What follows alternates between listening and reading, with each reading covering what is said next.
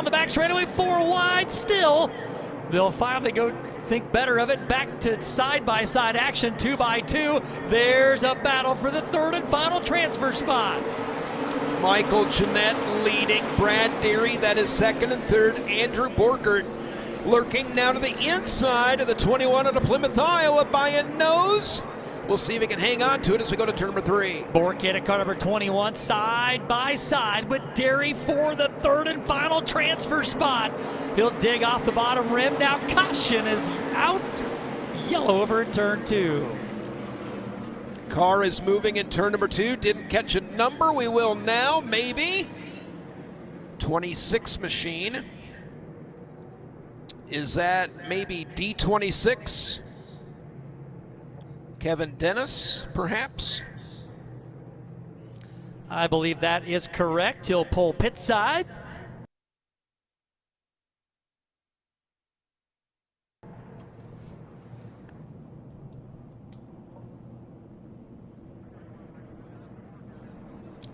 There's the drone footage over high atop the infield here at the Bristol Motor Speedway. How about this tweet from a little while ago from the Carl Customs Bristol Dirt Nationals Twitter account, Iowa, comma, y'all are good at stock car racing. It's been reflected here, though we have Benji Kirkpatrick out of Waco, Texas, trying to drop that string, trying to stand tall for the Lone Star State. Out in front of Brad Deary and Michael Jeanette, second and third.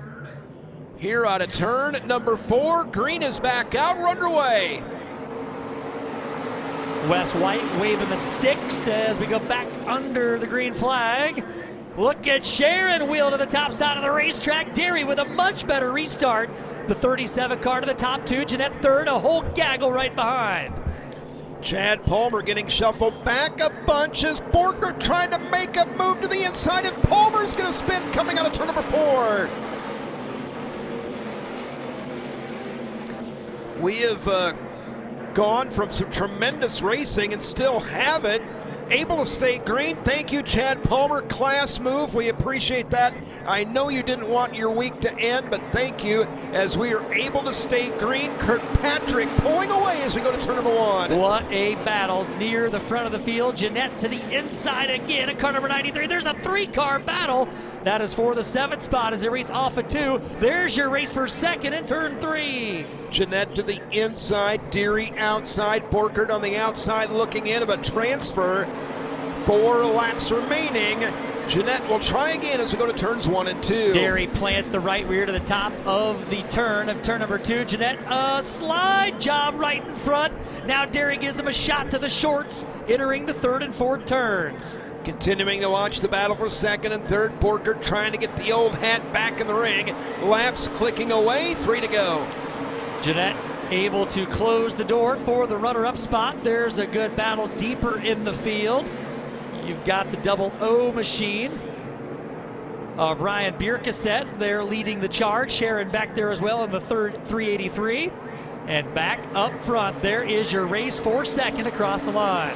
2 laps remaining. Benji Kirkpatrick, sizable advantage right now. It's not done for third yet. Andrew Borkert out of Plymouth, Iowa, the 21. A last shot effort to get to the show. Watch the 21 as we go to 3. White flag, white linen to the sky this time around. There is your leader.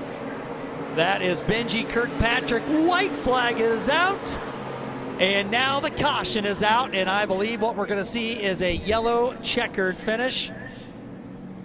Brock Badger, correct, 50B spinning in turn number 2. So checkered flag out front. It'll be Benji Kirkpatrick to the show, as will Michael Jeanette and Brad Deary, the first 3 in this one, unfortunately ending under the yellow flag. Whew! We did it. We did it. We made it through that session. We got there. And as you've called it earlier in the week, the land rush going to go on now over turn number 3. We're going to exit all of these race cars back to the trailers. And then we're going to have super late model last chance qualifiers coming at you here momentarily. Yep, after that session, it'll be 604 late model LCQs, then the super late model feature. And then our last push through the rest of the evening, the Hornet Championship, including the championship features for open modified stock cars and 604 crate late models to wrap up a big day here during the Carl Customs Bristol Dirt Nationals on XR Plus. The Tennessee Land Rush about to occur once we open the gate here just at the exit of the back straightaway. See how far Justin Smash wants to fly here, as once that gate is open, you go down through the area there, not necessarily a tunnel, but right back through underneath the grandstand, circle back out in the parking lot, make a long, slow left-hand turn, back to all the pit areas, back either on the other side of the speedway or down by the drag strip. Was told just the swinging gate alone is 4,200 pounds on the back straightaway. Takes a winch to get her open and closed. This racetrack is in great shape. Crew going to work all week long.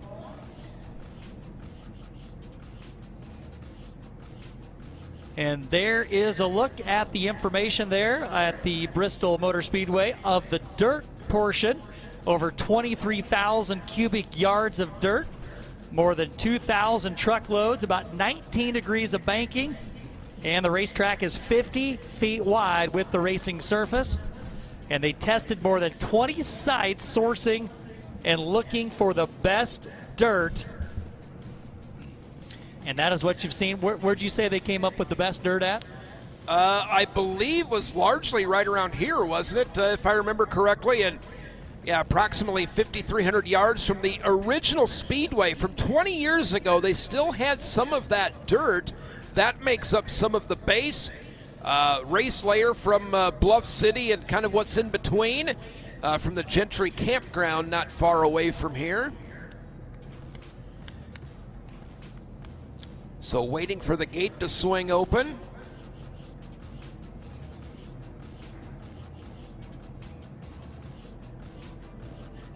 Maybe. Yeah, we're waving. All right, ladies and gentlemen, as we need to clear the alley here out of the infield, we're going to take a break. We'll come back with Super Late Model B mains when we come back.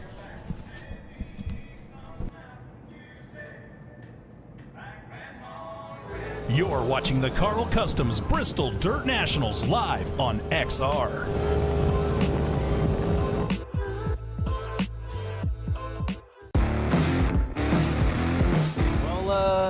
Talk about this thing. What the heck is this? Is this a Mustang or something? Or Dodge? Wait, it's a Dodge. Yeah, it's a Dodge. It's a Dodge Dart Swinger, 1970. And do you actually have a Dodge motor in this? Yeah, this one's a 360 and that one has a 340.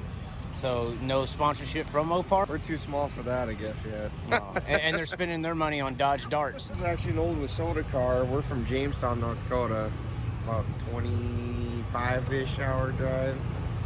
A few years ago, we converted over to an IMSA stock car. My brother decided he wanted to come, so I figured we got the 2-car trailer, so we'll just both run stock cars tonight. What the heck is this? Is this regulation? Wait. So this pulls all that? Yeah. It's a Dodge? 67. My brother's, I think, is a 71 too. It's a Cummins. Yep. Hold on, you're kidding me. This whole thing and no issues. Oh, I've had issues. The fuel pump's leaking. The injection pump, I should say, is leaking fuel. I got an antifreeze leak that I tried patching up, but it still drips. The left rear brake caliper came off pulling down this hill. Well, at least you got the bed topper for aero. Wow. Yeah, I broke the brake caliper right off the rear end.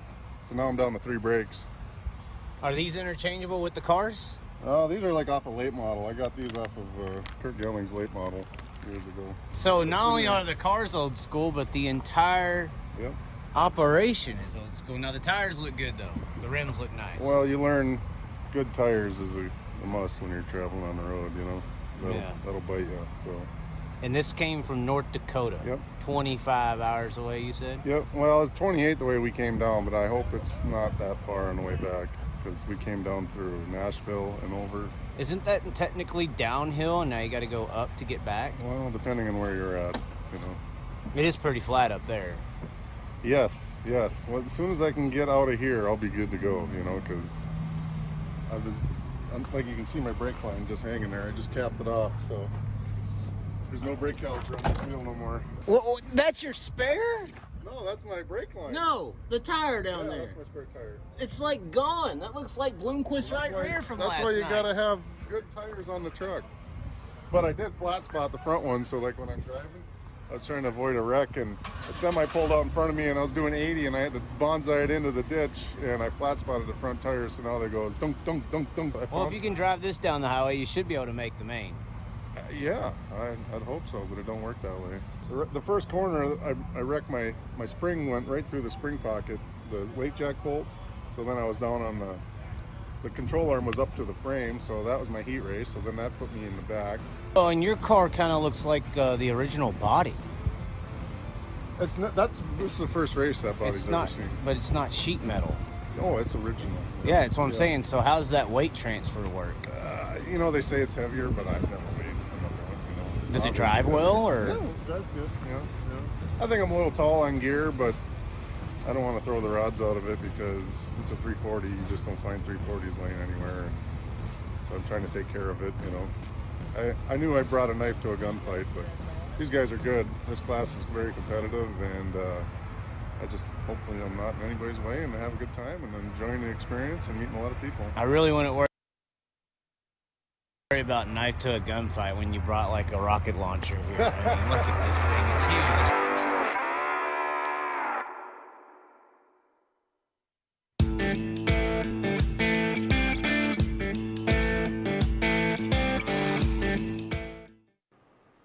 It's Bristol Dirt, baby! I'm Ty B, Ty B TV.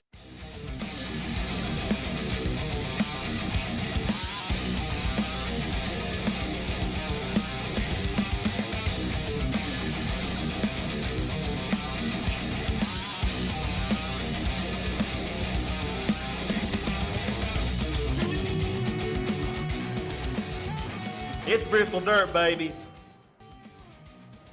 See, I started racing years ago on video games. NASCAR 98, NASCAR Heat 2003, all kinds of video games with a controller. And then I finally had the opportunity to get into the real thing. A street stock car, just like you see here. Still own one.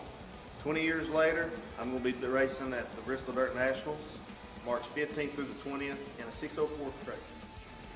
As I got older, it was harder to find people to help you with the race car. Our local racetracks have been suffering for years and years and years. We've had local racetracks closed down. So I turned towards simulation, something called iRacing, something that I do every day, live streaming for all my fans on Ty B TV on Facebook. I really encourage you guys to check it out. It's what I've been doing to pass my time until we can get back into the racing season.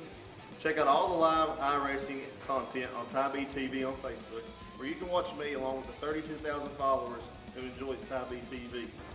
None of this is possible without the great sponsorship of Tow Books, which is the software everybody's talking about.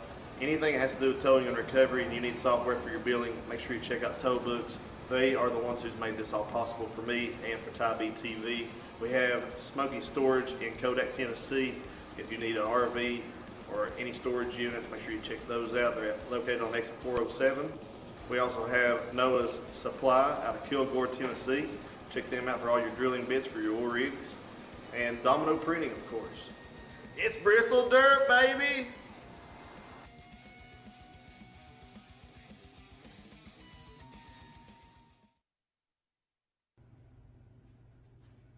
It's Bristol Dirt, baby.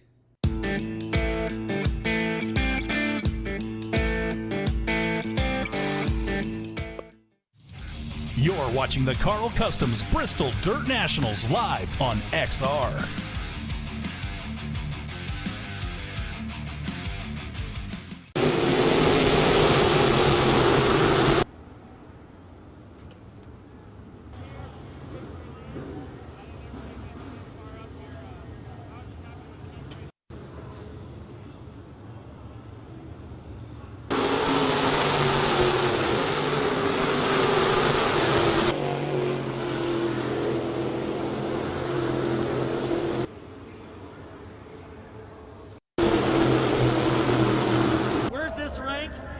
of the charts there as far as future wins go?